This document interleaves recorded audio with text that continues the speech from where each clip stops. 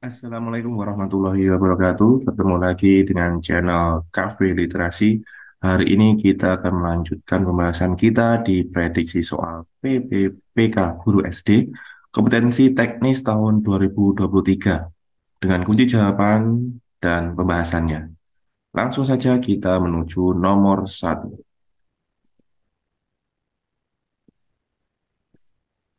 Pertumbuhan dan pertambahan jumlah penduduk di muka bumi membawa permasalahan yang sangat kompleks bagi kehidupan umat manusia.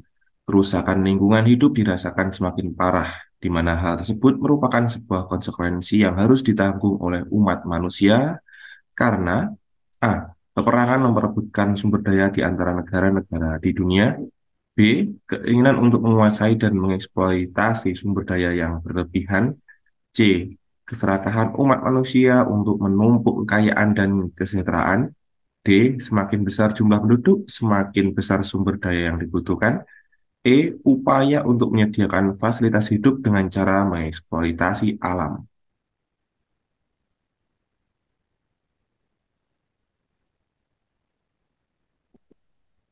Jawaban konsekuensi kerusakan lingkungan hidup yang disebutkan dalam teks dapat dikaitkan dengan pernyataan keserakahan umat manusia untuk menumpuk kekayaan dan kesejahteraan.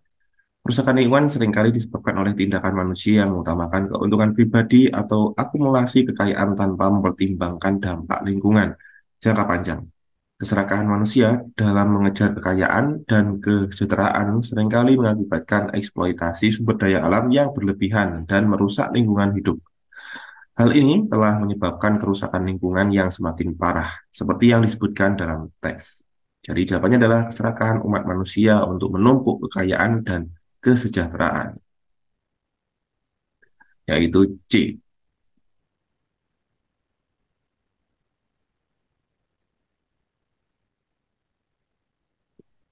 Nomor 2, urbanisasi merupakan salah satu fenomena yang melanda negara-negara yang sedang berkembang. Perspektif geografi terhadap fenomena urbanisasi adalah A. Perubahan budaya dalam bekerja. B. Perluasan suatu area atau wilayah. C. Kedekatan antar ruang permukaan bumi. D. Penyebaran iptek yang merata.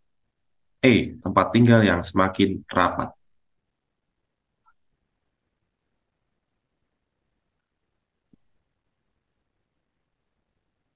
Perspektif geografi terhadap fenomena urbanisasi adalah B. Perluasan suatu area atau wilayah. Urbanisasi merujuk pada peningkatan jumlah penduduk yang bermigrasi dari daerah pedesaan ke daerah perkotaan atau urban. Dengan demikian, urbanisasi biasanya mengakibatkan perluasan wilayah perkotaan atau area perkotaan yang semakin berkembang untuk menampung populasi yang bertambah. Jadi jawabannya adalah B.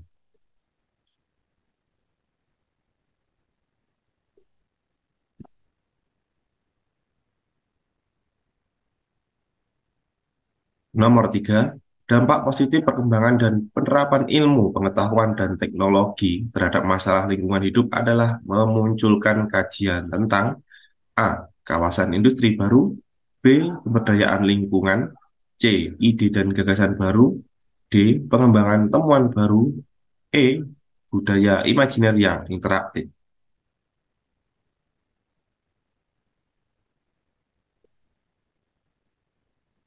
Dampak positif perkembangan dan penerapan ilmu, pengetahuan, dan teknologi terhadap masalah lingkungan hidup adalah C. Ide dan gagasan baru. Kemajuan ilmu dan teknologi dapat menghasilkan ide-ide inovatif dan gagasan-gagasan baru dalam upaya menjaga dan memperbaiki lingkungan hidup. Ini mencakup solusi-solusi baru untuk mengurangi polusi, mengelola sumber daya alam dengan lebih efisien, dan minimalkan dampak negatif terhadap ekosistem. Jadi nomor 3 jawabannya adalah C. Menghasilkan ide dan gagasan baru.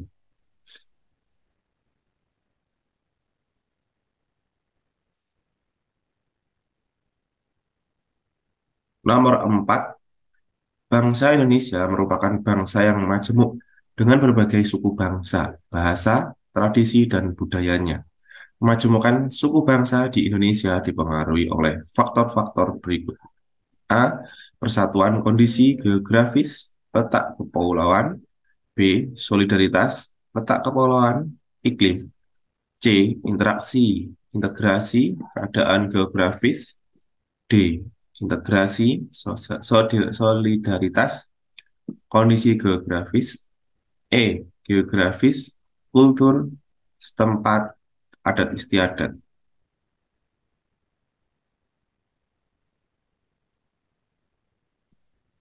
Kemajemukan suku bangsa di Indonesia dipengaruhi oleh E. Geografis, kultur setempat, adat istiadat. Faktor geografis, budaya lokal dan adat istiadat setempat memainkan peran penting dalam membentuk keragaman etnis, bahasa, tradisi, dan budaya di Indonesia. Selain itu, faktor-faktor seperti letak kepulauan dan kondisi geografis yang beragam juga berperan dalam pembentukan keragaman suku bangsa di negara Indonesia. Jadi jawabannya adalah E.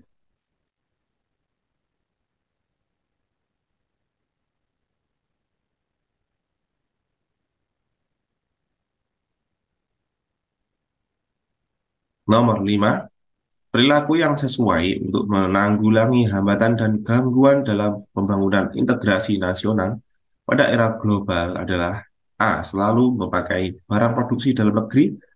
B. Mempelajari semua budaya daerah yang beraneka ragam. C. Berpartisipasi menggalang persatuan dan kesatuan dalam kemajemukan. D.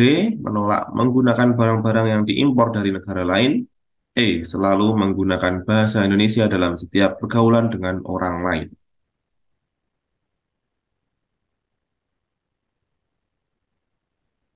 Perilaku yang sesuai untuk menanggulangi hambatan dan gangguan dalam pembangunan integrasi nasional pada era global adalah C. Berpartisipasi, menggalang persatuan dan kesatuan dalam kemajemukan. Menggalang persatuan dan kesatuan di tengah keragaman budaya, suku bangsa, dan agama adalah kunci penting dalam membangun integrasi nasional yang kuat. Melalui partisipasi aktif dalam mempromosikan persatuan di tengah kemajemukan, individu dan masyarakat dapat membantu minimalkan hambatan dan gangguan yang mungkin timbul dalam proses integrasi nasional. Jadi jawaban nomor 5 adalah C. Berpartisipasi menggalang persatuan dan kesatuan dalam kemajemukan.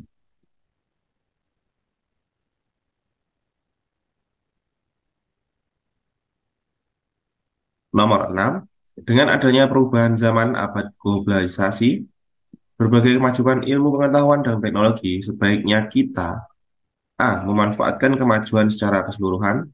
B. Berhati-hati dalam menerapkan kemajuan iptek.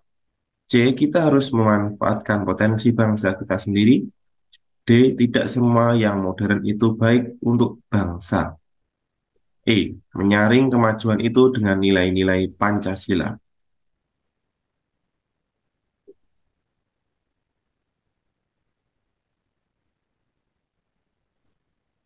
Dengan adanya perubahan zaman abad globalisasi, sebaiknya kita menyaring kemajuan itu dengan nilai-nilai Pancasila.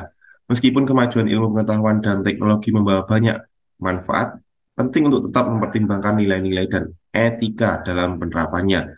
Memadukan kemajuan ilmu pengetahuan dan teknologi dengan nilai-nilai Pancasila dapat membantu memastikan bahwa perkembangan ini digunakan untuk kebaikan bangsa dan masyarakat serta sesuai dengan prinsip-prinsip moral dan sosial yang dipegang teguh oleh Pancasila.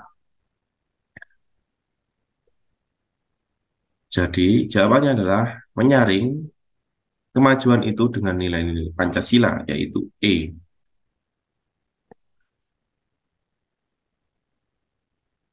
Baiklah, itu tadi adalah soal-soal prediksi untuk PPPK Guru SD kompetensi teknis di tahun 2023.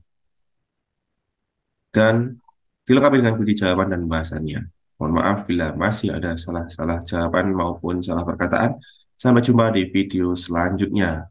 Dan wassalamualaikum warahmatullahi wabarakatuh.